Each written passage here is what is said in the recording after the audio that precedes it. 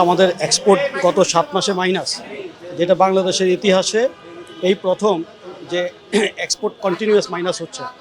এবং আমাদের যে ইনসেন্টিভের যে টাকা, নগদ সহায়তার যে টাকা, সেটা অনেকগুলো টাকা পেন্ডিং আছে, প্রায় আমাদের হিসাবে 5,700 কোটি টাকা।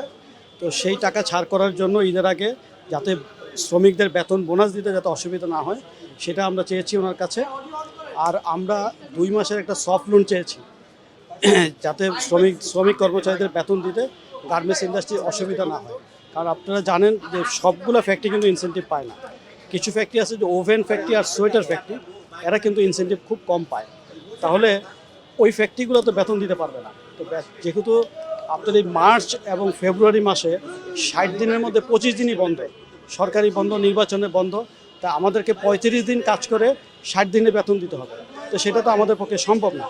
এবং এই উৎকণ্ঠাগুলো আমরা জানিয়েছি ওনাকে, এবং উনি আমাদেরকে আশ্বস্ত করেছেন যে ইনসেন্টিভের টাকাগুলো যত তাড়াতাড়ি ছাড় করানো যায় সেটা নিয়ে উনি সরকারের সাথে, সংশ্লিষ্ট মন্ত্রণালয়ের সাথে কথা বলবেন।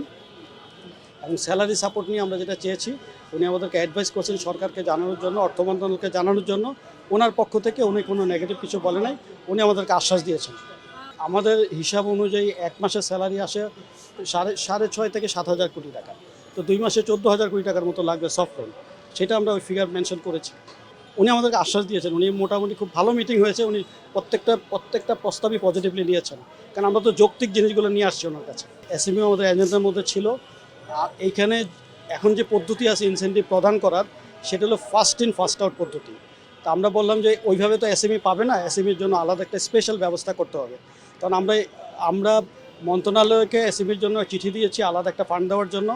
আর এইখানে ওনাকে বলে গিয়েছি যে আপনার যে সিস্টেম আছে, সেই সিস্টেমের মধ্যে এসএমইকে একটা প্রায়োরিটি সিস্টেমে রাখতে হবে, যে আপনি যে বাজেট থেকে যে টাকাটা পাবেন, সেই টাকাটা থেকে প্রথম এসএমইকে ডিস্ট্রিবিউট করবেন, বাকি যেই টাকাটা থাকে সেই টাকাটা আপনি প্রায়োরিটি বেসিসে বাকি সবাইকে ডিস্ট্রিবিউট করবেন। উনি এটা অত্যন্ত পজিটিভলি নিয়েছেন এবং কনসার্ন ডিপার্টমেন্টকে উনি বলে দিয়েছেন যে এইটা এইভাবে করার জন্য।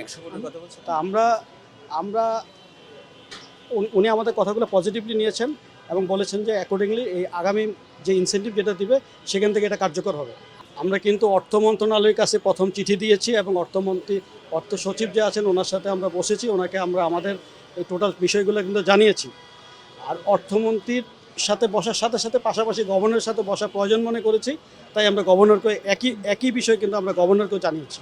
প্রতি ঈদে তো আমরা আসলে ইনসেন্টিভের যে জমানো টাকাটা, সেই টাকাটাই কিন্তু চাই। আর কোভিডের সময় আমরা শুধু সফট লোন চেয়েছি। আর এখন সফট লোন চাওয়ার পিছনে যে যুক্তি আছে সেটা আপনি জানেন, যে এই গত রাজনৈতিক অস্থিতিশীলতা, 24-এর আন্দোলন এবং অনেকগুলো রাজনৈতিক শ্রমিক অসন্তোষ, নির্বাচন, এগুলো সব কিছু মিলেই কিন্তু গার্মেন্টস ইন্ডাস্ট্রির অবস্থা খারাপ।